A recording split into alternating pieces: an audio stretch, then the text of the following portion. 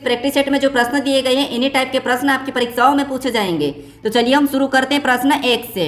हमें पहला प्रश्न दिया है, प्रश्न कह रहा है कि किसी विशेष भाषा में ब्लैक को DX से BFE कोडित किया है तो जेड का कोड क्या होगा, ये हमें प्रश्न पूछा है। तो ये हमारा कोडिंग डिकोडिंग का प्रश्न है और जब भी हम कोडिंग डिकोडिंग के प्रश्नों को सोल्व करते हैं तो सबसे पहले हम देखते हैं कि क्या लेटर का कोड लेटर ही दिया है या फिर संख्या दी या फिर चिन्ह दिया है। तो यहाँ पर हमें लेटर का कोड लेटर ही दिया है, ठीक है। इस कंडीशन में हम क्या करते हैं, या तो अल्फाबेट में माइनस प्लस करके देखते हैं या फिर हम विपरीत देखते हैं, ठीक है। तो यहाँ पर हम क्या करेंगे, एक एक को देखेंगे। जैसे यहाँ पर B से D कैसे लिखा ये देखेंगे, या फिर हम क्या करेंगे पीछे से देखेंगे K से D कैसे लिखा ये देखेंगे, ठीक है। तो यहाँ पर देखिए सबसे पहले अगर हम देखेंगे B से D को, तो B हमारा ABCD में 2 नंबर पे आता है और D हमारा 4 नंबर पे आता है। यहाँ पर प्लस हो रहा है तो कितना प्लस हुआ, यहाँ पर 2 प्लस किया है। अगर हम सेम तरीके से यहाँ पर J में भी 2 प्लस कर देते हैं, ठीक है, तो आपको पता है J ABCD में कितने 10 नंबर पे आता है और 2 प्लस कर देंगे तो कितने होंगे 12, और 12 नंबर पे क्या होगा L होगा। तो यहाँ पर पहला लेटर L होना चाहिए, लेकिन ऑप्शन में देखेंगे तो हमारे पास यहाँ पर L नहीं है, तो ये तरीका यहाँ पर नहीं लगेगा, ठीक है। तो फिर हम यहाँ पर क्या करते हैं, पीछे से देखते हैं। तो पीछे से देखेंगे जैसे यहाँ पर K से D का पता करते हैं, तो K हमारा ABCD में 11 नंबर पे आता है और D हमारा 4 नंबर पे आता है। तो यहाँ पर देखेंगे तो K से D मतलब यहाँ पर -7 कर रहा है, ठीक है। क्या किया, -7। तो सेम तरीके से अगर हम यहाँ पर भी पीछे ई में से -7 करते हैं, ठीक है, तो यहाँ पर क्या होना चाहिए, तो आपको पता होना चाहिए 5 नंबर पे आता है। अगर हम -7 करेंगे तो पीछे 25 की ओर जाएगा, मतलब यहाँ पर Y आएगा। लेकिन यहाँ पर भी पहला लेटर हमारा Y नहीं है, तो ये भी तरीका नहीं लगेगा, ठीक है। बस आप यहाँ पर लॉजिक को समझिए। अब देखिए यहाँ पर हम विपरीत देखते हैं, तो आपको पता है B का विपरीत Y होता है, लेकिन यहाँ पर D दिया है तो विपरीत भी नहीं है, और K का विपरीत P होता है और यहाँ पर D दिया है वो भी विपरीत नहीं है। तो अब यहाँ पर क्या कर सकते, देखिए आपको यहाँ पर पता होगा कि जैसे यहाँ पर B दिया और B ABCD में कितने नंबर पे 2 नंबर पे आता है, और यहाँ पर L कितने नंबर पे, तो L हमारा ABCD में 12 नंबर पे आता है, ठीक है। कितने नंबर पे, 12 नंबर पे आता है। उसके बाद A दिया और A ABCD में 1 नंबर पे आता है, और C हमारा ABCD में 3 नंबर पे आता है, और K हमारा यहाँ पर 11 नंबर पे आता है, ठीक है। लॉजिक को समझना, मैं सारी लॉजिक यहाँ पर बता रहा हूँ। अब देखिए इधर देखेंगे तो D हमारा ABCD में कितने नंबर पे, 4 नंबर पे आता है, और 1 से कितने नंबर पे, तो 1 से हमारा 24 नंबर पे आता है, और B कितने नंबर पे, तो B हमारा 2 नंबर पे आता है, और F कितने नंबर पे, तो F हमारा 6 नंबर पे आता है, और V कितने नंबर पे, तो V हमारा 22 नंबर पे आता है, ठीक है। अब देखिए यहाँ पर अगर एक एक लेटर को देखते तो यहाँ पर लेटर को देखिए, जैसे यहाँ पर हम इस 2 से देखेंगे तो 2 से 4 मतलब 2 गुना, 12 से 24 मतलब यहाँ पर भी 2 गुना, 1 से 2 मतलब यहाँ पर भी 2 गुना, और यहाँ पर 3 से 6 मतलब यहाँ पर भी 2 गुना, और 11 से 22 मतलब यहाँ पर भी 2 गुना, मतलब लेटर का 2 गुना करा है, ठीक है। क्या करा, लेटर का 2 गुना करा है। तो सेम तरीके से जेड का भी हम बताएंगे, ठीक है। अब देखिए आपको पता है यहाँ पर जे कितने नंबर पे आता है, 10 नंबर पे, और 10 का 2 गुना कितना होगा 20, और 20 नंबर पे हम क्या करेंगे, सीधे टी को लिख लेते हैं। उसके बाद यहाँ पर हम क्या करेंगे, सीधे टी को लिखेंगे। उसके बाद यहाँ पर ए, और ए 1 नंबर पे आता है, और इसका 1 का 2 गुना कितना होगा 2, ठीक है। तो यहाँ पर क्या होगा, 2 नंबर पे बी आता है, तो यहाँ पर हम बी को लिखेंगे। उसके बाद डी का, और डी हमारा ABCD में 4 नंबर पे आता है, और 4 का 2 गुना 8 होता है, और 8 का हम सीधे यहाँ पर एच लिखेंगे। उसके बाद ई हमारा 5 नंबर पे आता है, और ई का मतलब 5 का 2 गुना कितना होगा 10, और 10 नंबर के आपको पता है क्या होता है, जे आता है, ठीक है। तो ये ऑप्शन में देखिए यहाँ पर TBHG, तो ऑप्शन नंबर हमें यहाँ पर बी में दिया है, तो ऑप्शन नंबर बी हमारा इस प्रश्न का सही जवाब होगा, ठीक है। अब आपको यहाँ पर मैं इतनी लॉजिक क्यों बताई, क्या कि आपको यहाँ पर वापस से रिवीजन हो जाए, ठीक है। अब चलिए हम बढ़ते हैं प्रश्न 2 पे। अब दूसरे नंबर का प्रश्न दिया है। अब प्रश्न कह रहा है कि नीचे दी गई श्रृंखला में प्रश्न चिन्ह के स्थान पर कौन सी संख्या आएगी। तो हमें यहाँ पर एक श्रृंखला श्रेणी दी और इसी में एक प्रश्नवाचक चिन्ह दिया है, यहाँ पर कौन सी संख्या आएगी ये हमें प्रश्न पूछा है, ठीक है। तो देखिए जब भी हम श्रृंखला के प्रश्नों को सोल्व करते हैं तो सबसे पहले हम संख्या को ध्यान से देखते हैं कि संख्या कैसे लिखी है, क्या किसी का वर्ग लिखा, या फिर घन लिखा, या फिर सम संख्या लिखी, विषम संख्या लिखी, या फिर अभाज्य संख्या लिखी है। तो यहाँ पर ऐसा कुछ भी नहीं लिखा है, ठीक है। तो यहाँ पर हम क्या करेंगे, या तो गुना करके देखेंगे, या फिर हम क्या करेंगे अंतर देखेंगे, ठीक है। तो यहाँ पर देखिए अगर हम यहाँ पर 12 से 23 का पता करते तो आपको पता अगर हम इसका 2 गुना करेंगे तो आसानी से पहुंच सकते हैं, ठीक है। तो यहाँ पर अगर हम 12 का 2 गुना करते तो 12 का 2 गुना कितना होता है 24, और 24 में से -1 करेंगे तब हमारे पास यहाँ पर क्या होगा 23 होगा, ठीक है। सेम तरीके से अगर हम यहाँ पर 23 से 45 की ओर जाते हैं तो 23 का भी सेम तरीके से अगर हम 2 गुना करेंगे तो 23 दूना कितना होता है, तो आप कहोगे 23 दूना 46 होता है, ठीक है। कितना होता है 46 होता है, और 46 में से 1 माइनस करेंगे तो 45, और 45 भी यहाँ पर है, ठीक है। क्या है 45 भी यहाँ पर है। सेम तरीके से अगर हम आगे जाते हैं तो 45 का भी 2 गुना करेंगे, ठीक है। सीरीज के हिसाब से यहाँ पर भी 2 गुना करेंगे तो 45 दूना कितने होते हैं, तो आप कहोगे 90 होते हैं, ठीक है। और सेम तरीके से यहाँ पर अगर हम -1 करेंगे, 90 में से -1 करेंगे तो आपको पता है 89 होगा, ठीक है। कितना होगा 89, लेकिन यहाँ पर 78 लिखा, मतलब ये ट्रिक हमारे यहाँ पर काम नहीं करेंगे, ठीक है। तो फिर हम यहाँ पर क्या करेंगे, देखिए अगर हम यहाँ पर अंतर देखते हैं, एक तरीका ये है कि जब भी आपको श्रृंखला के प्रश्नों को सोल्व करना है तो सबसे पहले आपको अंतर देख लेना है, ठीक है। अब आपको यहाँ पर मैं सारे तरीके बता रहा हूँ ताकि आपका रिवीजन अच्छा हो। तो अब देखिए, सबसे पहले अगर हम यहाँ पर अंतर देखेंगे तो 12 और 23 में कितने का अंतर है, तो आपको यहाँ पर +11 किया है, ठीक है। प्लस कितना किया, 11 किया है। उसके बाद अगर हम 23 से 45 को देखेंगे तो यहाँ पर कितने का अंतर, 23 से 45 मतलब यहाँ पर +22 किया है, कितना किया, +22 जोड़ा है। फिर अगर हम 45 से 78 देखेंगे तो यहाँ पर कितना प्लस किया है, तो 45 से 78 मतलब यहाँ पर +33 किया है, कितना किया है, तो यहाँ पर +33 किया है, ठीक है। अगर हम यहाँ पर 78 से 122 को देखेंगे तो यहाँ पर कितना प्लस किया, तो यहाँ पर +44 किया है, कितना किया, +44 मतलब सीरीज को देखिए 11 का डबल फिर और 11 फिर 11 मतलब 11 के पहाड़ा का यहाँ पर प्लस हो रहा है। तो अगली संख्या बताने के लिए हम यहाँ पर क्या करेंगे, अगला 55 प्लस कर देंगे, ठीक है। क्या करेंगे, 55 प्लस कर देंगे, क्या करेंगे, 55 प्लस करेंगे। तो 122 में अगर हम 55 प्लस करेंगे तो यहाँ पर क्या होगा, 177 होगा, ठीक है। कितना होगा, 177। ऑप्शन में देखिए 177 कहाँ पर है, तो ऑप्शन नंबर सी में दिया है, तो ऑप्शन नंबर सी हमारा इस प्रश्न का सही जवाब होगा, ठीक है। अब चलिए हम बढ़ते हैं प्रश्न 3 पे। अब तीसरे नंबर का प्रश्न दिया है। अब प्रश्न कह रहा है कि दिए गए 4 अक्षर समूह में से 3 किसी तरह से संगत है और एक असंगत है, असंगत का चयन कीजिए। यानी हमारे पास यहाँ पर 4 अक्षर समूह ये दिए हैं, ठीक है। इनमें से 3 किसी तरह से संगत है लेकिन एक असंगत है, उसका ही हमें यहाँ पर चयन करना है, ठीक है। तो यहाँ पर देखिए तरीका क्या है, सबसे पहले हम क्या करेंगे, इनको अंकों में लिखेंगे। जैसे अंकों में लिखेंगे तो डी हमारा ABCD में 4 नंबर पे आता है और एफ हमारा 6 नंबर पे आता है, ठीक है। कितने, 6 नंबर पे। सेम तरीके से टी हमारा ABCD में कितने नंबर पे, 20 नंबर पे आता है। वाई हमारा 25 नंबर पे आता है, कितने नंबर पे, 25 नंबर पे। इधर अगर के की बात करेंगे तो के 11 नंबर पे आता है और जे हमारा ABCD में 10 नंबर पे आता है। सेम तरीके से एच कितने नंबर पे आता है, तो आप कहोगे एच हमारा ABCD में 8 नंबर पे आता है, ठीक है। एच हमारा ABCD में 8 नंबर पे आता है और पी हमारा ABCD में 16 नंबर पे आता है। अब देखिए सबसे पहले अगर हम इनका अंतर देखते हैं तो यहाँ पर इनका अंतर कितने का है, तो आप कहोगे 4 से 6 मतलब यहाँ पर +2 हुआ है, ठीक है। उसके बाद 20 से यहाँ पर 25 मतलब यहाँ पर कितना हुआ, तो आप कहोगे यहाँ पर +5 हुआ है। फिर अगर हम यहाँ पर देखेंगे 11 से 10 मतलब यहाँ पर -1 ही हुआ है, ठीक है। उसके बाद अगर हम यहाँ पर 8 से 16 मतलब यहाँ पर +8 हुआ है, क्या हुआ, +8। अगर हम यहाँ पर सभी को देखेंगे तो सारे यहाँ पर व्यंजन हमारे सवर नहीं है, ठीक है। तो यहाँ पर अलग कैसे बताएंगे, क्योंकि यहाँ पर अलग अलग प्लस माइनस हो रहा है। तो इसका मतलब ये है कि देखिए यहाँ पर देखेंगे तो प्लस हुआ है, यहाँ पर प्लस हुआ है, यहाँ पर प्लस हुआ है, लेकिन यहाँ पर हमारा माइनस हुआ है। इसका मतलब ये है कि यहाँ पर ये जो हमारा क्या है, इन तीनों से अलग है। तो KG ऑप्शन में देखिए KJ, तो ऑप्शन नंबर हमें यहाँ पर डी में दिया है, तो ऑप्शन नंबर डी हमारा इस प्रश्न का सही जवाब होगा, ठीक है। बस आप यहाँ पर लॉजिक को समझते हुए चलिए, ठीक है, क्योंकि यहाँ पर देखिए रीजनिंग में आपको लॉजिक पता होना चाहिए, इसीलिए मैं आपको एक ही प्रश्न में 4-5 लॉजिक बताता हूँ, ठीक है। बाकी तो मुझे लॉजिक पता होती है, लेकिन आपको सारी लॉजिक आप क्या करना है, रिवीजन करवाना है, ताकि आपकी सारी लॉजिक खुल के आ जाए, ठीक है। इसीलिए मैं सारी लॉजिक बता रहा हूँ, थोड़ा सा समय लगता है। अब चलिए हम बढ़ते हैं प्रश्न 4 पे। अब 4 नंबर का प्रश्न दिया है। अब प्रश्न कह रहा है कि निम्नलिखित में से कौन सा व्यन आरेख निम्नलिखित वर्गों के बीच संबंध को सही ढंग से दर्शाता है। अब देखिए अगर आपको मैं सारी लॉजिक यहाँ पर नहीं बताता हूँ तो उससे क्या होगा कि मैं फटाफट से क्या करूँगा, प्रश्न लाऊंगा और फटाफट से जो लॉजिक लग रही है एक बार में बता के आगे बढ़ जाऊँगा, तो आप फिर बाद में सोचने की क्षमता आपकी खत्म हो जाएगी। इसलिए मैं आपको क्या करता हूँ, ज़्यादा से ज़्यादा लॉजिक बताने की कोशिश करता हूँ, फिर आपको मैं क्या करता हूँ, सोल्व करवाता हूँ, ठीक है। तो इसलिए सारी लॉजिक जो लगती है उसको ट्राई करना चाहिए। तो देखिए यहाँ पर हमें क्या करना है, 3 शब्द दिए और इनका हमें वेन डायग्राम क्या बन रहा है वो बताना है, ठीक है। तो देखिए जब भी हम वेन डायग्राम के प्रश्नों को सोल्व करते हैं तो सबसे पहले हम क्या करते हैं कि शब्दों को ध्यान से देखते हैं कि उनका शब्दों में आपस में कोई संबंध है या नहीं है। तो आपको पता है जो बर्तन है, बर्तन को आप जानते हो, सिल्वर को आप जानते हो, आभूषण को भी आप जानते हो। अब इनका आपस में संबंध तो है, लेकिन यहाँ पर प्रॉपर एग्जैक्ट संबंध नहीं है, बस यहाँ पर संबंध इनका कुछ कुछ वाला है। तो यहाँ पर हम डायग्राम क्या करेंगे, एक एक शब्द का बनाएंगे, ठीक है। तो देखिए सबसे पहले हम यहाँ क्या करते हैं, बर्तन का डायग्राम बना लेते हैं। तो ये हमने क्या किया, बर्तन का डायग्राम बना लिया। उसके बाद फिर हम यहाँ पर क्या करेंगे, दूसरे शब्द का बनाएंगे जो कि हमें दिया है सिल्वर। अब सिल्वर का डायग्राम बनाने से पहले आपको ये देखना है कि जो आपने यहाँ पर बर्तन का डायग्राम बना लिया है क्या इनका सिल्वर के कोई संबंध है या नहीं है। तो आप कहोगे जो सिल्वर यानी कि जो चांदी होती है वो भी कुछ चांदी बर्तन यानी कि कुछ बर्तन चांदी के होते हैं, तो इसलिए यहाँ पर क्या हो जाएगा, कुछ वाला बनेगा, ठीक है, क्योंकि कुछ बर्तन चांदी के होते हैं तो यहाँ पर कुछ वाला बनेगा। उसके बाद हम यहाँ पर क्या करेंगे, तीसरे शब्द का बनाएंगे जो कि हमें दिया आभूषण। अब आभूषण का डायग्राम बनाने से पहले आपको देखना है कि जो हमने यहाँ पर बर्तन और सिल्वर का डायग्राम बना लिया कि इनका आभूषण से कोई संबंध है या नहीं है। तो आप कहोगे बर्तन का आभूषण से तो कोई संबंध नहीं, तो आप कहोगे बर्तन का आभूषण से तो कोई संबंध नहीं, क्योंकि गहने वगैरह बर्तन से नहीं बनते हैं, गहने हमारे यहाँ पर सिल्वर से बनते हैं। तो यहाँ पर कुछ गहने और सारे गहने हमारे चांदी के नहीं बनते, इसलिए यहाँ पर भी कुछ वाला बनेगा, ठीक है। तो अब देखिए, सबसे पहले बर्तन का बनाया था, तो बर्तन कुछ बर्तन चांदी के होते हैं, तो ये तो बात सही है। यहाँ पर हमने कुछ बर्तन चांदी दिखाया है, लेकिन यहाँ पर कुछ सिल्वर भी चांदी होती है, ठीक है, क्योंकि कुछ आभूषण जो होते हैं, कुछ गहने होते हैं, वो सोने के भी होते हैं, अदर के भी होते हैं, लेकिन बर्तन के नहीं होते हैं। तो यहाँ पर डायग्राम कैसा बनेगा, कुछ इस टाइप से बनेगा, ठीक है। ऑप्शन में देखेंगे तो ऑप्शन नंबर सी में हमें दिया है, तो ऑप्शन नंबर सी हमारा इस प्रश्न का सही जवाब हो जाएगा। अब चलिए हम बढ़ते हैं प्रश्न 5 पे। अब 5 नंबर का प्रश्न दिया है। अब प्रश्न कह रहा है कि जिस प्रकार पहली संख्या से दूसरी संख्या संबंधित है, उसी प्रकार तीसरी संख्या से चौथी संख्या का संबंध बताइए। यानी ये हमारा एनालॉजी का प्रश्न है। तो यहाँ पर हम सबसे पहले देखेंगे कि जिस प्रकार यहाँ पर 23 का संबंध 14 से है, उसी प्रकार 11 का संबंध किससे होगा, ये हमें बताना है। अब हम यहाँ पर 14 का ही क्यों पता करेंगे, क्योंकि प्रश्नवाचक चिन्ह हमारा इस तरफ है, तो इसीलिए यहाँ पर हम सबसे पहले 14 का पता करेंगे, ठीक है।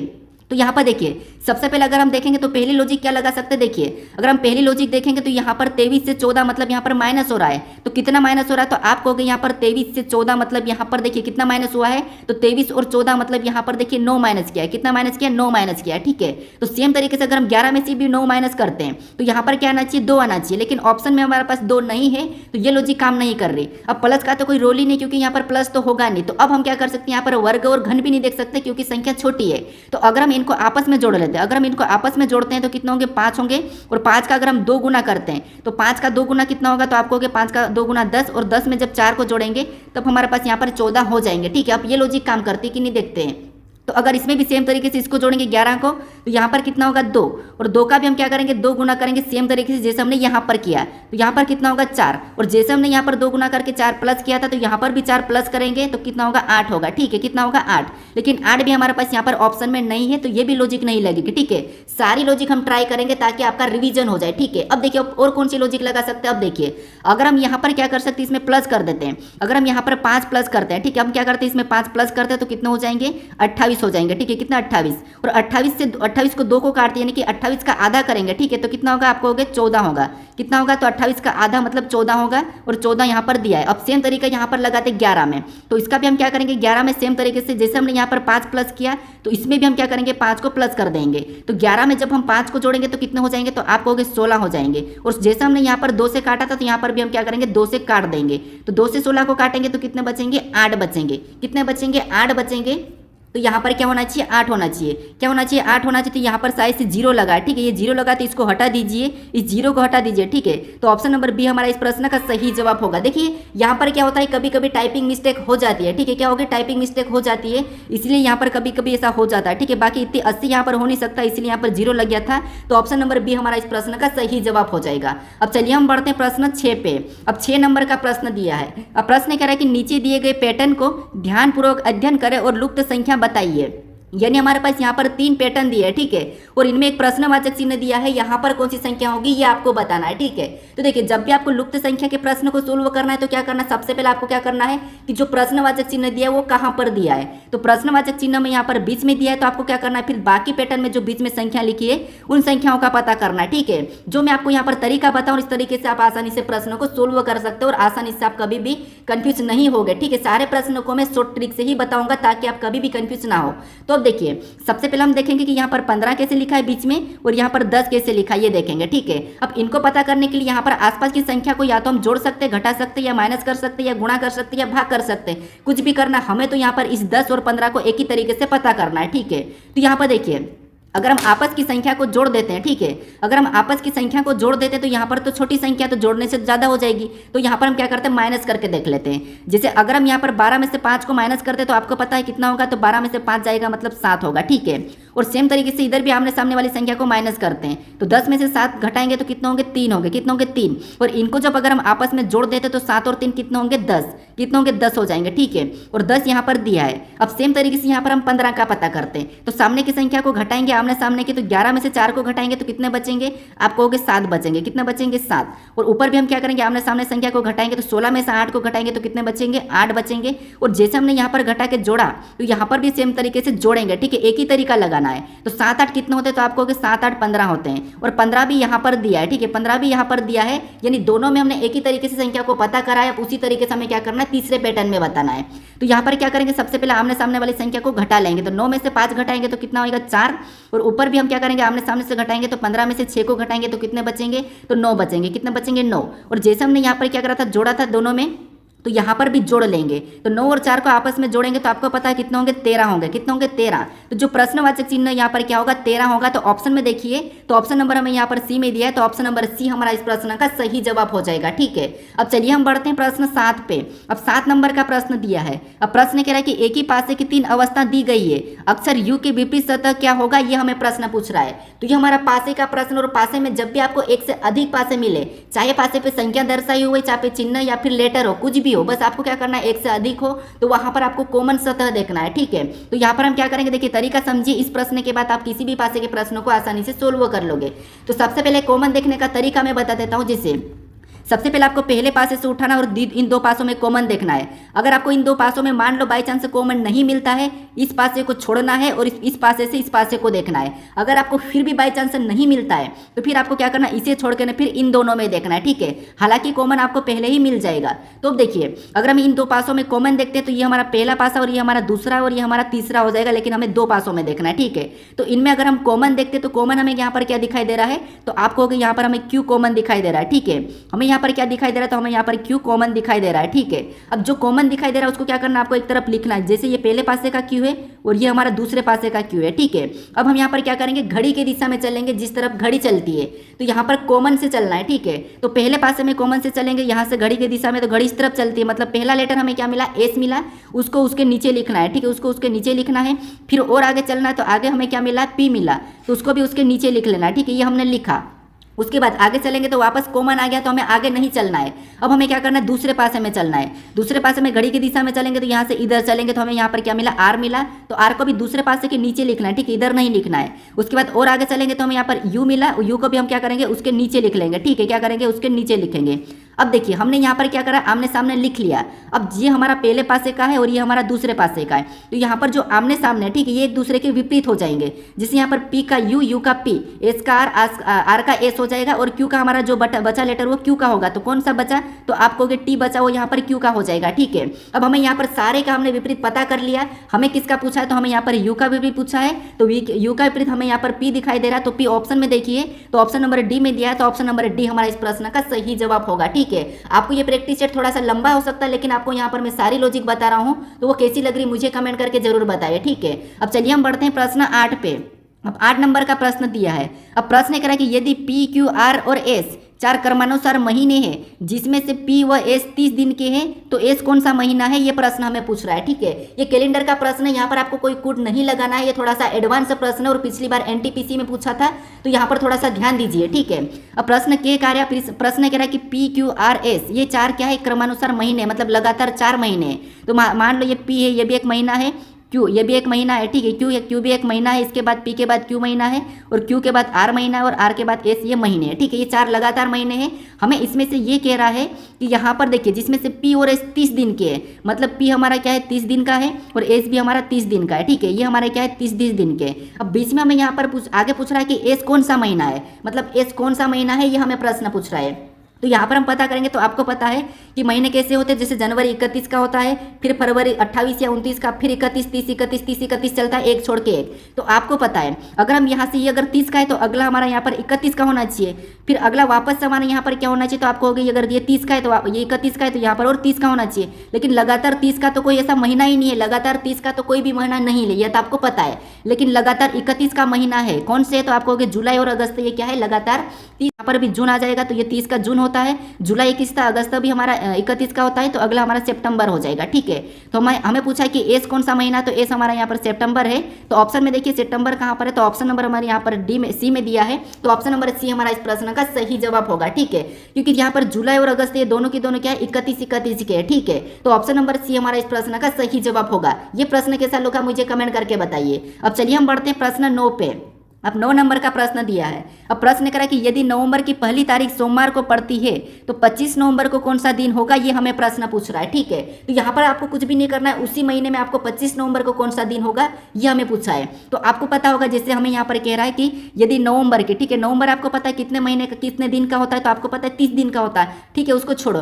अब हमें यहाँ पर कह रहा है कि पहली तारीख को सोमवार है, यानी नवंबर की 1 तारीख को क्या है, तो आपको पता है सोमवार है। ठीक है, क्या है, 1 तारीख को, यानी नवंबर की 1 तारीख को क्या है, तो आपको हो गया सोमवार सोमवार है, ठीक है, सोमवार है। अब देखिए यहाँ पर कह रहा है कि 25 नवंबर को कौन सा दिन होगा, ये हमें प्रश्न पूछ रहा है, ठीक है, 25 नवंबर को। तो अगर 1 तारीख को सोमवार है तो आपको पता है हर 7 दिन में वही दिन होता है। क्या होता है, हर 7 दिन में वही दिन होता है, मतलब अगला 1 को अगर सोमवार है तो अगला 8 को भी सोमवार होगा, ठीक है। उसके बाद 8 के बाद और 7 जोड़ेंगे तो 15 को भी सोमवार होगा, क्या होगा, 15 को भी सोमवार होगा। उसके बाद और 7 जोड़ेंगे तो यहाँ पर 22 को भी सोमवार होगा, क्या होगा, 22 को भी सोमवार होगा। अब 22 तक तो सोमवार होगा, हमें यहाँ पर 25 का पूछा है, क्योंकि हर 7 दिन में क्या होता है, वही दिन होता है, तो यहाँ पर सोमवार तो लगातार 22 तक होगा ही। अब हमें यहाँ पर क्या करना है, तो 23 का पता करना है, 24 का पता करना है और 25 का हमें बताना है, ठीक है। तो अगर 22 को सोमवार है तो 23 को क्या होगा, तो आपको होगा मंगलवार होगा, और 24 को क्या होगा, तो आपको होगा बुधवार हो जाएगा, ठीक है, 24 को बुधवार हो जाएगा। उसके बाद 25 को क्या होगा, यहाँ पर 25 है, ठीक है, 25 को क्या हो जाएगा, तो आपको यहाँ पर बुधवार हो तो यहाँ पर गुरुवार हो जाएगा, क्या हो जाएगा, गुरुवार हो जाएगा। तो ऑप्शन में देखिए गुरुवार कहाँ हुआ है, यानी कि ऑप्शन में हम देखेंगे तो यहाँ पर ऑप्शन नंबर डी में दिया है, तो ऑप्शन नंबर डी हमारा इस प्रश्न का सही जवाब हो जाएगा, ठीक है, क्योंकि गुरुवार को ही बृहस्पतिवार बोलते हैं, तो ऑप्शन नंबर डी हमारा इस प्रश्न का सही जवाब होगा। अब चलिए हम बढ़ते हैं प्रश्न 10 पे। अब 10 नंबर का प्रश्न दिया है। अब प्रश्न ये कह रहा है कि एक घड़ी में 8 बजे हैं तो दोनों सुइयों के बीच कितनी डिग्री का कोण होगा, ये हमें प्रश्न पूछ रहा है। अब देखिए यहाँ पर हमें पूछ रहा है कि दोनों सुइयों के बीच कितनी डिग्री का कोण होता है, तो दोनों सुइयों का मतलब ये कि आपको यहाँ पर घंटे और मिनट की सुई को लेना है, ना कि सेकंड की, सेकंड वाली सुई को नहीं लेना है, ठीक है। तो हमें यहाँ पर घंटे और मिनट की सुई के बीच का कोण बताना है। अब देखिए आपको पता है ये हमारे क्या है, मान लो ये घड़ी है, ठीक है। अब घड़ी में सबसे पहले ऊपर 12 बजता है, क्या होता है, ऊपर 12 लिखा हुआ आता है और नीचे 6 लिखा हुआ था, और इस साइड आपको पता है 3 और इधर आपका 9 रहता है, ठीक है। अब इसके बीच में 1 और यहाँ पर 2 और इधर देखेंगे तो 4 और यहाँ पर 5, हम पूरी घड़ी बना रहे हैं, ठीक है, 7 और उसके बाद यहाँ पर 8 और यहाँ पर हो जाएगा 10 और यहाँ पर हो जाएगा 11। अब हमें यहाँ पर कह रहा है कि 8 बजे, ठीक है, यहाँ से ये 8 बजने, ये घड़ी घंटे का काटा है और ये हमारा मिनट का काटा है, ठीक है, तो 8 बजे है, ठीक है। यहाँ पर कह रहा है कि दोनों सुइयों के बीच कितने डिग्री का कोण बन रहा है, तो यहाँ पर पता है 1 घंटे में 30 डिग्री का कोण बनता है, ये आपको पता है घंटे और घंटे की सुई बनाती है, ठीक है। तो यहाँ पर इसके बीच का देखेंगे तो यहाँ पर देखिए, यहाँ पर 1 घंटा है, यहाँ पर 2 घंटा, 3 घंटा और 4 घंटा, मतलब यहाँ पर 30 को हम क्या करेंगे, 4 से गुणा करेंगे तो आपको पता है कितना होगा, 120 हो जाएगा, मतलब 120 डिग्री का कोण बन रहा है, ठीक है। ऑप्शन में देखिए 120 कहाँ पर है, तो ऑप्शन नंबर ए में दिया है, तो ऑप्शन नंबर ए हमारा इस प्रश्न का सही जवाब होगा, ठीक है। अब चलिए हम बढ़ते हैं प्रश्न 11 पे। अब 11 नंबर का प्रश्न दिया है। प्रश्न कह रहा है कि एक कक्षा में रेणु की रैंक नीचे से 15वीं है, यदि कक्षा में 30 विद्यार्थी है तो ऊपर से उसकी रैंक कौन सी होगी, यह हमें प्रश्न पूछ रहा है। अब देखिए यहाँ पर इस प्रैक्टिस सेट में मैं सारे जो भी सिलेबस है, ठीक है, रेलवे का जो सिलेबस है उसके सारे सिलेबस से प्रश्न उठा के यहाँ पर मैं ऐड कर रहा हूँ, ठीक है। तो आप बता देना कि कौन से चैप्टर का प्रश्न छूटा है या फिर कौन से प्रश्न के चैप्टर को और ज़्यादा लेना है, ये मुझे आप कमेंट करके बताइए। बाकी आपको मैं यहाँ पर सारे चैप्टर का बताऊंगा टाइप वाइज, ठीक है। तो हमें यहाँ पर ये हमारा ये रैंकिंग का प्रश्न है। अब देखिए यहाँ पर क्या करा कि कक्षा में रेणु की रैंक नीचे से 15वीं है, तो यहाँ पर कक्षा में अगर 30 विद्यार्थी तो ऊपर से कौन सी होगी, ये हमें पूछ रहा है। तो हम क्या करते हैं, जब भी हमें कुल विद्यार्थी दिया जाता है और यहाँ पर उसमें से कोई एक स्थान दिया जाता है, जैसे या तो दाएं बाएं या ऊपर नीचे ये दिया जाता है, आमने सामने कोई सा भी एक स्थान दिया जाता है, तो हम क्या करते हैं, कुल में से घटा के एक प्लस कर देते हैं। तो कुल विद्यार्थी हमें यहाँ पर कितने 30 दिए हैं, तो यहाँ पर हम क्या करेंगे 30 में से जो हमारा यहाँ पर नीचे का स्थान इसे घटा के एक प्लस कर लेंगे। तो यहाँ पर देखिए इसमें से क्या करेंगे 15 को घटा लेंगे, ठीक है। तो 30 में से 15 को घटाएंगे तो आपको पता है 15 होगा, कितना होगा 15, और 15 में हम क्या करेंगे एक प्लस कर लेंगे तो हमारा एक ऊपर से स्थान निकल जाएगा। तो यहाँ पर कितना होगा 16 होगा। ऑप्शन में 16 को देखेंगे तो ऑप्शन नंबर हमें यहाँ पर 16 देखिए सी में दिया है, तो ऑप्शन नंबर सी हमारा इस प्रश्न का सही जवाब हो जाएगा, ठीक है। अब देखिए अगर आपको इसी में मान लो आपको दाएं बाएं, जैसे हमने हमारा देखिए ये वाला कौन सा है, तो आपको नीचे से और ये हमारा ऊपर से। अब हम जब क्या करते हैं दाएं बाएं से हमें कोई दिए जाते हैं, दाएं बाएं का हमें रैंक दी जाती है और हमें पूछा जाता है कि वहाँ पर कुल विद्यार्थी कितने या कुल व्यक्ति कितने, तो हम क्या करते हैं दाएं बाएं या ऊपर नीचे को दोनों को जोड़ के एक माइनस कर ले। तो यहाँ पर भी देखते हैं कि वापस से 30 विद्यार्थी आ रहे क्या, तो 15 और 16 को जोड़ेंगे तो आपको पता 31 होंगे, और दोनों को जोड़ दिया हमने कितना हुआ 31, और 31 में से एक माइनस करेंगे तो आपको पता कितना होगा 30 होगा। यानी यहाँ पर 30 विद्यार्थी हमारे वापस से आ रहे हैं, तो हमारा ये वाला सही स्थान है, ठीक है। तो ऑप्शन नंबर सी हमारा इस प्रश्न का सही जवाब हो जाएगा। अब चलिए हम बढ़ते हैं प्रश्न 12 पे।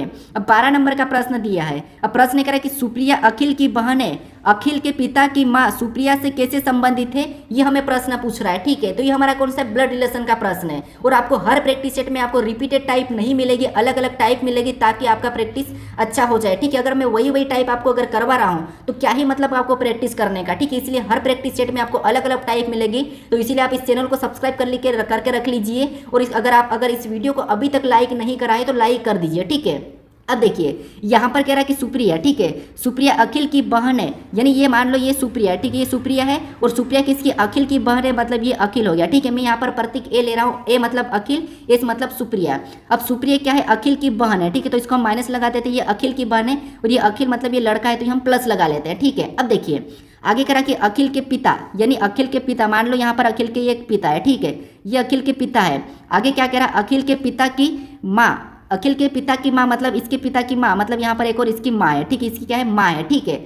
हम क्या करते हैं यहाँ पर, जब भी हम क्या करते हैं रिलेशन देखते हैं तो हम क्या करते हैं, बड़े उसको ऊपर लिखते हैं, छोटे उसको नीचे लिखते हैं और अपने बराबर के रहते हैं उसको अपने साइड में लिखते हैं। जैसे भाई बहन में आता है, हमने साइड में लिखा, ये बड़ा पिता है तो उसको ऊपर लिखा, ठीक है, ये तरीका रहता है, ये मैं और बता दूंगा आपको। अब देखिए यहाँ पर क्या कह रहा है कि यहाँ पर माँ है, ठीक है, पिता की माँ, तो जो पिता की माँ है सुप्रिया से कैसे संबंधित है, ये हमें प्रश्न पूछ रहा है, ठीक है।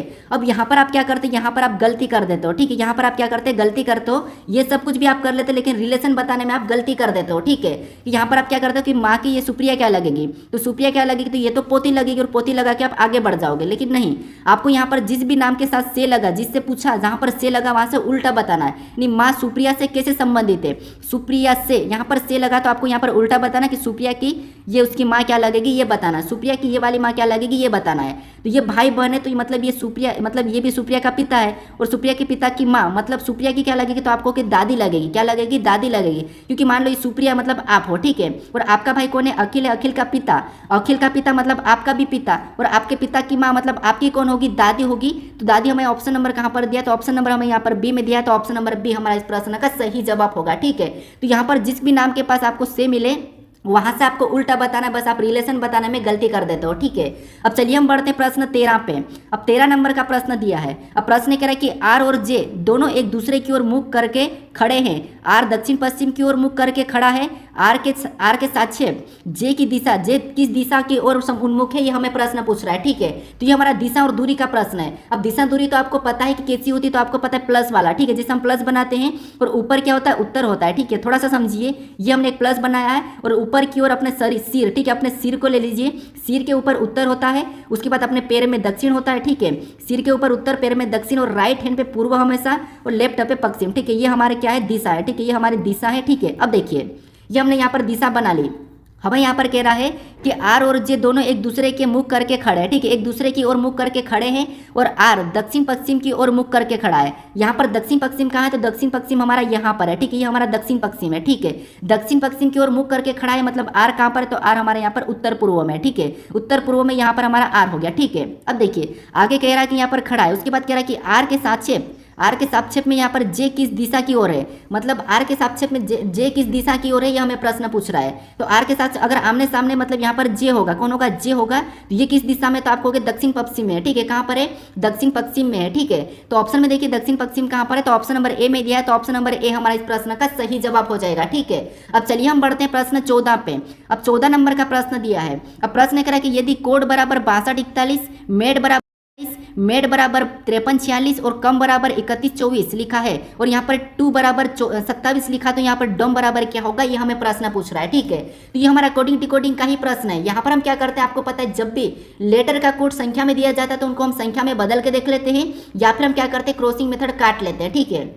तो यहाँ पर हमें सबसे ज़्यादा कोड दिया, तो या तो हम कोड चुरा भी सकते हैं, ठीक है। तो यहाँ पर अगर हम देखेंगे तो यहाँ पर डी का कोड 4 लिखा है और यहाँ पर भी डी का कोड 4 लिखा है, लेकिन इधर यहाँ पर 4 जो लिखा है, यहाँ पर ई का कोड लिखा है, तो हम कोड तो चुरा नहीं सकते। अगर हम डी का कोड 4 रख लेते हैं तो 4 तो हमारे पास यहाँ पर ऑप्शन में है नहीं, तो ये तरीका तो काम नहीं करता है, ठीक है। अगर हम यहाँ पर सी को देखेंगे, सी ABCD में 3 नंबर पर आता है, ये 6 नंबर पर आता है, तो यहाँ पर 6 लिखा है, ठीक है, सी 3 नंबर पर यहाँ पर 6 लिखा, मतलब ये भी काम नहीं कर रहा है, क्योंकि यहाँ पर भी एम को देखिए 13 नंबर पर आता है, लेकिन यहाँ पर 5 लिखा है, तो ये भी काम नहीं करेगा, प्लेस वैल्यू काम नहीं कर रही, ठीक है। तो आपको यहाँ पर क्या करना है, कॉमन देख के काटना है। अब कैसे काटना है, तो यहाँ पर देखिए, अब यहाँ पर क्योंकि रेलवे में आपको यहाँ पर कॉमन देख के काटने का ही प्रश्न पूछ रहा है, जैसे कॉमन कैसे देखना, तो यहाँ पर देखिए कोड हमें लिखा है, यानी कि कोड का कोड क्या दिया है, तो आपको कोड बराबर क्या लिखा है, तो यहाँ पर लिखा है 6241, ठीक है, कितना लिखा है 6241, और मेड बराबर क्या लिखा, तो यहाँ पर हम मेड बराबर भी लिख लेते हैं, तो मेड बराबर, ठीक है, मेड बराबर क्या लिखा है, तो मेड बराबर हमारे पास यहाँ पर लिखा है 5346।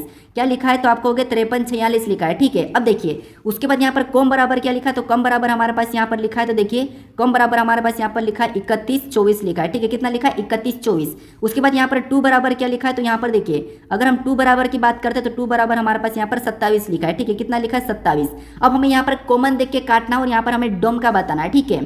तो यहाँ पर अगर हम कॉमन देखेंगे तो हम पहले 2 में देखते हैं, ठीक है। तो यहाँ पर कॉमन हमें क्या देखने को मिल रहा है, तो आप कहोगे यहाँ पर ई देखने को मिला है, तो ई को हम यहाँ पर भी क्या करेंगे, कॉमन संख्या काटेंगे, तो हमारे कॉमन यहाँ पर 4 कट रहा है, ठीक है। क्या कट रहा है, 4 कट रहा है, ठीक है।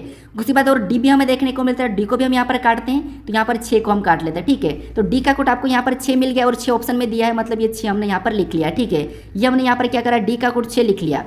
उसके बाद और हम देखेंगे तो यहाँ पर और कॉमन नहीं मिला है, लेकिन यहाँ पर इससे और इससे देखेंगे तो यहाँ पर सी भी कट रहा है और ऊपर देखेंगे तो यहाँ पर 2 भी कट रहा है, ठीक है। मतलब यहाँ पर भी कोट हमारे यहाँ पर क्या निकला है, तो आप कहोगे ओ का, यहाँ पर ओ का कोट हमारा जो बचा वो 1 हो जाएगा, तो यहाँ पर इसका 1 होगा, मतलब 61। 61 हमारे पास दोनों में ऑप्शन बी और यहाँ पर डी में तो नहीं है, ठीक है। उसके बाद और कॉमन देख के काटते हैं, तो और हमें यहाँ पर काटने क्या कट रहा है, तो आप कहोगे यहाँ पर हमें क्या कट रहा है, तो आप कहोगे यहाँ पर हमें इसमें एम कट रहा है, ठीक है। इधर अगर हम एम को काटेंगे तो ये हमने एम को काटा और इधर यहाँ पर किसको काटेंगे, तो यहाँ पर हमारा 3 कॉमन है, ठीक है। तो 3, तो यहाँ पर क्या हो जाएगा, अगला हमारा एम का 3 होगा, ठीक है। तो 3 हमें ऑप्शन नंबर ए में दिखाई दे रहा है, तो ऑप्शन नंबर ए हमारा इस प्रश्न का सही जवाब हो जाएगा, ठीक है। तो आपको यहाँ पर क्या करना है, ज्यादा एग्जाम्पल मिले तो कॉमन देख के काटना है।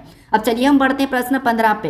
अब 15 नंबर का प्रश्न दिया है। अब प्रश्न कह रहा है कि यदि अंग्रेजी वर्णमाला के अक्षरों को उल्टे क्रम में लिखा गया हो तो 13वें अक्षर और 25वें अक्षर के बीच कौन सा अक्षर होगा, ये हमें प्रश्न पूछ रहा है। मतलब उल्टे क्रम का मतलब ये है कि जैसे हमने यहाँ पर ए बी सी डी करके लिखते हैं ना, ऐसा नहीं, आपको यहाँ पर जेड से चलना है, जेड वाई, ठीक है। ऐसा करके आपको यहाँ पर ए तक चलना है, ये उल्टा क्रम का है। लेकिन हमें यहाँ पर कह रहा है कि 13वें अक्षर और 25वें अक्षर के बीच कौन सा होगा, तो चाहे आप उल्टे क्रम में लिखो या आप सीधे क्रम में लिखो, 13वां अक्षर तो हमारा उल्टे से भी कौन सा होगा, तो आप कहोगे एन ही होगा, ठीक है। क्या होगा, एन होगा।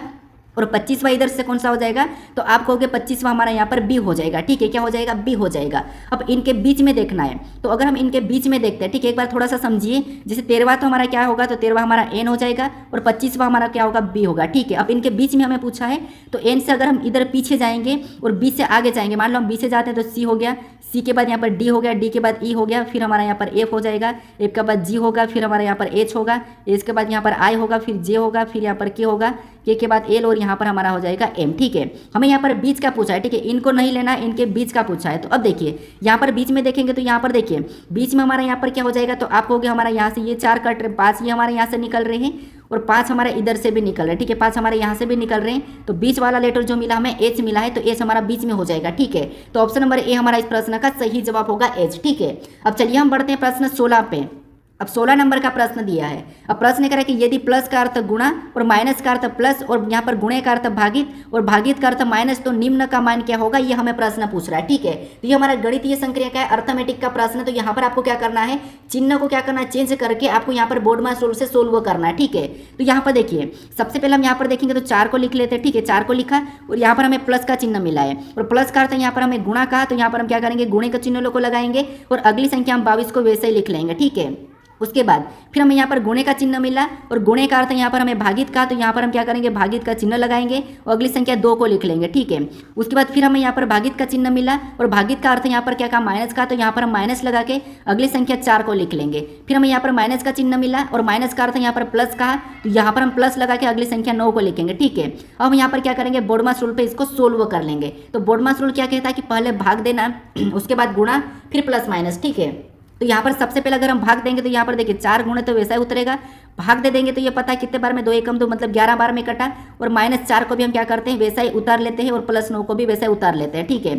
तो ये हमने +9 को उतार लिया। उसके बाद गुणा करेंगे तो 4 × 44 मतलब यहाँ पर गुणा करने पर 44 हुआ। उसके बाद हम क्या करेंगे, -4 +9 को और वैसा ही उतारेंगे। उसके बाद मान लो हम यहाँ पर माइनस कर लेंगे तो यहाँ पर क्या होगा, 40 हो जाएगा। ऊपर से +9 को उतारेंगे तो कितना होगा, तो आपको होगा ऊपर से +9 उतर जाएगा। अब यहाँ पर 40 में 9 को जोड़ देंगे तो आपको पता है यहाँ पर कितना होगा, 49 होगा। कितना होगा, 49 होगा।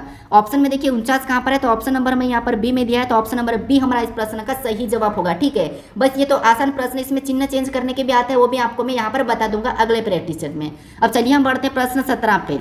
अब 17 नंबर का प्रश्न दिया है और प्रश्न कह रहा है कि नीचे दिए गए विकल्पों में से संबंधित शब्द समूह का चयन कीजिए। यानी यहाँ पर जिस प्रकार प्रकाश संश्लेषण और सूर्य का प्रकाश का जो आपस में संबंध है वही संबंध हमें यहाँ पर ऑप्शन में देखना है। ठीक है, तो यहाँ पर देखिए अगर हम देखेंगे तो जो प्रकाश संश्लेषण की क्रिया कब होती है, जब यहाँ पर सूर्य का प्रकाश होता है। ठीक है, तो सेम तरीके से यहाँ पर हम ऑप्शन में देखेंगे तो लेखक कब होता है, जब लेखक कब काम आता है, तो जब उसके पास कलम होगी, तो ये बात तो सही है। ठीक है, अब पुस्तक या पत्रिका तो ये गलत है, प्रिंटर डेस्क का डेस्क ये भी गलत है, उसके बाद पंखा क्या प्रकाश है तो ये भी गलत है, लेखक के पास जब तक कलम होगी तब वो लेखक कहलाता है। तो उसी तरह से ऑप्शन नंबर ए हमारा इसके जैसा है, तो ऑप्शन नंबर ए हमारा इस प्रश्न का सही जवाब हो जाएगा। ठीक है, ये हमारा शब्द एनालॉजी है। अब चलिए हम बढ़ते प्रश्न 18 पे। अब 18 नंबर का प्रश्न दिया है। अब प्रश्न कह रहा है कि दिए गए चित्र का अध्ययन करें और बताइए कौन सा इंजीनियर लेखक और नर्तक दोनों है। यानी यहाँ पर कह रहा है कि चित्र का अध्ययन करना है और कौन सा इंजीनियर जो लेखक भी है और नर्तक भी है दोनों है, ये हमें प्रश्न पूछ रहा है। तो आपको यहाँ पर देखिए अगर हम यहाँ पर इसकी बात करते हैं तो इसके अंदर जितने भी लेटर वो सभी के सभी क्या है, इस व्रत के अंदर लेखक है, और यहाँ पर जो वर्ग दिया इसके अंदर जितने भी लेटर है वो अपने आप में नर्तक है, और त्रिभुज के अंदर जितने भी है वो सभी के सभी अपने आप में इंजीनियर है। लेकिन हमें ऐसे इंजीनियर को फाइंड करना है जो नर्तक के अंदर भी हो और लेखक के अंदर भी हो। ठीक है, तो यहाँ पर अगर इंजीनियर में देखेंगे, जैसे ये हमारा इंजीनियर का इतना ही हम देखेंगे। ठीक है, इसको ही देखेंगे क्योंकि हमें इंजीनियर को मेन फाइंड करना है। तो अगर एफ की बात करेंगे तो ये केवल इंजीनियर है, तो इसको हटा लेंगे। जी की बात करेंगे तो ये लेखक और इंजीनियर है, जी जो क्या है लेखक और इंजीनियर, तो इसको भी हटा लेंगे। उसके बाद ई की बात करेंगे तो ई हमारा नर्तक और इंजीनियर है, तो इसको भी हम हटा देंगे। अब जो सी दिखाई दे रहा है ये नर्तक भी है, लेखक भी और इंजीनियर भी है, तो ये हमारा यहाँ पर क्या होगा, सही जवाब होगा। तो ऑप्शन में देखिए सी कहाँ पर है, तो ऑप्शन नंबर हमें यहाँ पर डी में दिया है, तो ऑप्शन नंबर डी हमारा इस प्रश्न का सही जवाब हो जाएगा। ठीक है, अब चलिए हम बढ़ते हैं प्रश्न 19 पे। अब 19 नंबर का प्रश्न दिया है। अब प्रश्न यहाँ पर देखिए सबसे पहले आपको यहाँ पर कथन दिया है और उसका यहाँ पर निष्कर्ष दिया है, तो ये हमारा न्याय निगमन का प्रश्न है। ठीक है, तो न्याय निगमन में आपको यहाँ पर क्या करना है, डायग्राम के समझना है। ठीक है, तो यहाँ पर सबसे पहले हम यहाँ पर कथन को समझेंगे, कथन क्या कह रहा है, कथन का सत्य मानना है, और कथन के बारे में निष्कर्ष क्या कह रहा है फिर ये देखना है क्या उसके बारे में निष्कर्ष गलत कह रहा है या फिर सही कह रहा है। ठीक है, तो कथन को हमेशा आप पिता के समान मानिए और निष्कर्ष को उसका दुश्मन मान लीजिए। ठीक है, ये प्रश्न सोल्व करने का तरीका बता रहा हूँ, उसको दिल में मत लीजिए। तो देखिए यहाँ पर हमें कथन दिया और कथन कह रहा है कि सभी सदस्य प्रत्याशी है, यानी यहाँ पर देखिए ये हमने सदस्य का डायग्राम बनाया। ठीक है, ये हमारे क्या है सदस्य है, और जितने भी सदस्य सभी के सभी सदस्य क्या है, तो यहाँ पर कहा है कि प्रत्याशी है। ठीक है, तो यहाँ पर हम प्रत्याशी को क्या करेंगे, इसके अंदर से बाहर से बना लेंगे, क्योंकि जितने भी सदस्य सभी के सभी क्या है प्रत्याशी है, तो प्रत्याशी इसके बाहर हो जाएगा। उसके बाद दूसरे कथन को देखिए, यहाँ पर दूसरा कथन क्या कह रहा है, दूसरा कथन कह रहा है कि कोई छात्र प्रत्याशी नहीं है, यानी कोई भी छात्र प्रत्याशी नहीं है। ठीक है, तो छात्र मतलब छात्र का सी लेता हूँ और इसको हम अलग बनाएंगे, क्योंकि यहाँ पर कह रहा है कि सदस्य और प्रत्याशी दोनों से हमें कोई संबंध नहीं का है छात्र का, तो इसको हम इसका अलग डायग्राम बनाते हैं। अब इसके बारे में यहाँ पर देखिए निष्कर्ष क्या कह रहा है हम ये देखते हैं। तो यहाँ पर पहला निष्कर्ष कह रहा है कि कोई सदस्य छात्र नहीं है, कि यहाँ पर कोई भी सदस्य छात्र नहीं है, तो यह बात सही कि कोई भी सदस्य यहाँ पर छात्र नहीं है। ठीक है, यहाँ पर कोई सदस्य छात्र नहीं है। उसके बाद यहाँ पर कह रहा है कि कुछ छात्र सदस्य, कि यहाँ पर कुछ छात्र सदस्य दिखाई दे रहा है, तो आप कहोगे नहीं यहाँ पर छात्र अलग है और सदस्य। पर देखिए निष्कर्ष क्या कह रहा है हम ये देखते हैं। तो यहाँ पर पहला निष्कर्ष कह रहा है कि कोई सदस्य छात्र नहीं है, कि यहाँ पर कोई भी सदस्य छात्र नहीं है, तो यह बात सही कि कोई भी सदस्य यहाँ पर छात्र नहीं है। ठीक है, यहाँ पर कोई सदस्य छात्र नहीं है।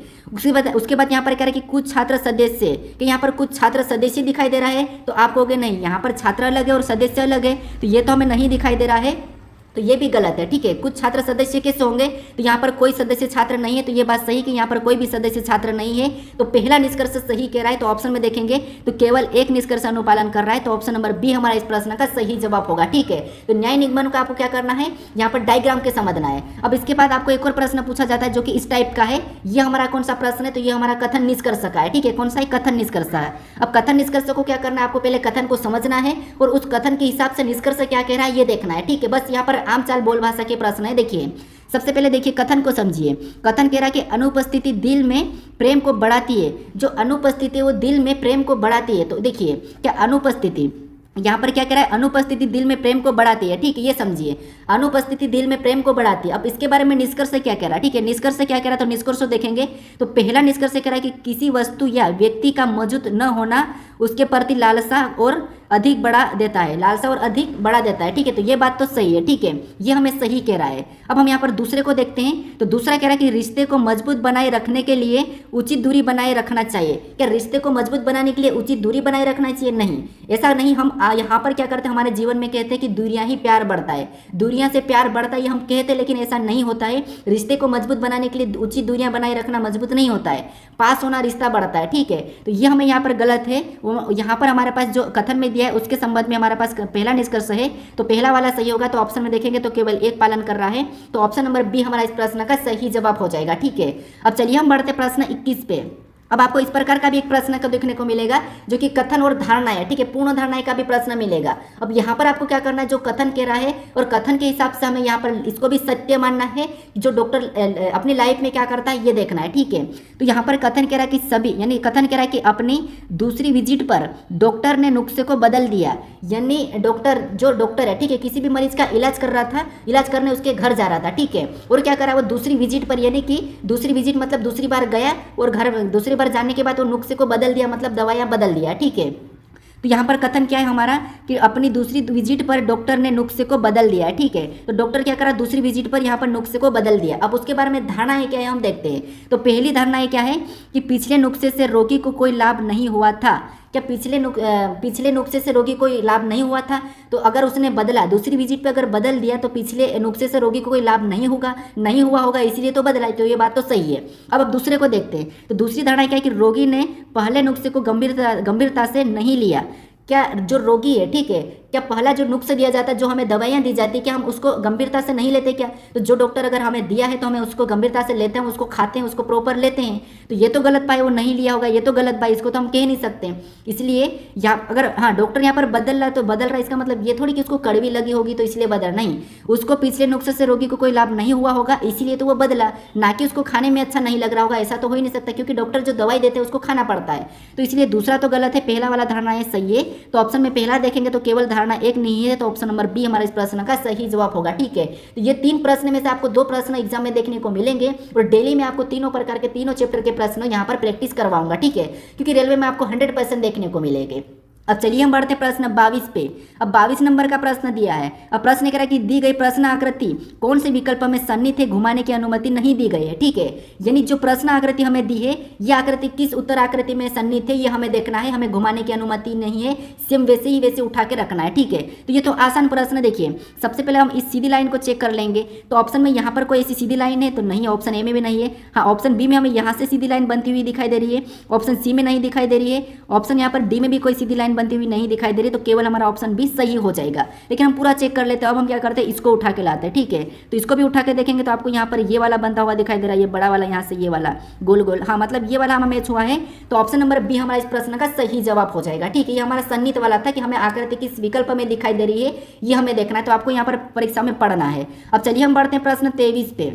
अब 23 नंबर का प्रश्न दिया है और प्रश्न ये कह रहा है कि नीचे दी गई आकृति का दर्पण प्रतिबिंब चुने, यानी जो आकृति हमें यहाँ पर दी है इसका दर्पण प्रतिबिंब क्या होगा ये हमें बताना है। तो हमें पहले से यहाँ पर एम एंड रेखा दी है, तो हमें यहाँ पर अलग से कोई रेखा बनाने की जरूरत नहीं है। ठीक है, अगर दर्पण सिंपल कहता है और रेखा नहीं दी जाती तो हमें क्या करता है, इसको दाएं की ओर बताना होता है। ठीक है, तो यहाँ पर हम क्या करेंगे, एम एंड रेखा का बताएंगे। अगर हम एम एंड रेखा का बताएंगे तो ये नीचे की ओर चले जाएगा, इसका मतलब ये है कि ये वाला हिस्सा यहाँ आ जाएगा और ये वाला हिस्सा यहाँ ऊपर चले जाएगा। ठीक है, तो यहाँ पर देखिए ये ब्लैक वाला जो नीचे चले जाएगा, तो ऑप्शन में देखेंगे इस साइड में देखिए एक तो यहाँ पर भी नहीं है मतलब ये नहीं होगा, और यहाँ पर भी नहीं है मतलब ये भी नहीं होगा। ठीक है, नीचे की ओर जाएगा, ये हमारा नीचे की ओर चले जाएगा। ठीक है, जल दर्पण बनेगा।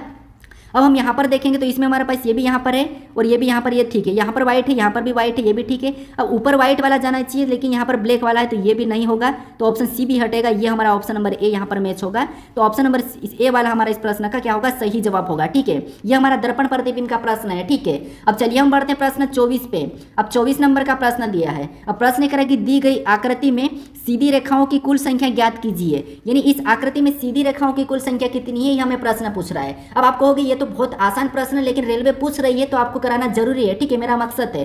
तो अब देखिए यहाँ पर हम क्या करें, मेरा फर्ज बनता है आपको हर टाइप के प्रश्न बताना। देखिए ये प्रश्न रिपीट नहीं होगा, बस मैं आपको यहाँ पर बता रहा हूँ, खुल के बता रहा हूँ। अब देखिए यहाँ पर सीधी रेखा की बात करें तो सबसे पहले हम क्या करते हैं, इधर से रेखा को गिनते तो एक हमारी ये हो गई, ये हमारी दूसरी हो गई, ये हमारी तीसरी हो गई, ये हमारी चौथी हो गई। ठीक है, 4 हमारी ये वाली रेखा है। उसके बाद मैं कलर चेंज कर रहा हूँ। उसके बाद ऊपर से खड़ी देखेंगे तो एक हमारी यहाँ से ये वाली हो गई, अब ये दूसरी हमारी हो गई, ये हमारी तीसरी हो गई, ये हमारी चौथी हो गई, तो 4 रेखा हमारी ये भी है। ठीक है, फिर और देखते हैं हम, तो और हमारी एक तो यहाँ से ये वाली बनी है एक, तो एक हमने इसको ले लिया, एक हमारी इधर से ये बनी है 2 और एक हमारी ये बनी 3, तो 3 हमारी ये हो रही है। अब टोटल इनको क्या करेंगे, प्लस कर लेंगे। तो 4 4 8 3 11, यहाँ पर सीधी रेखा कितनी 11 है, तो ऑप्शन नंबर डी हमारा इस प्रश्न का सही जवाब होगा। ठीक है, कौन सा होगा, ऑप्शन नंबर डी। अब चलिए हम बढ़ते हैं प्रश्न 25 पे।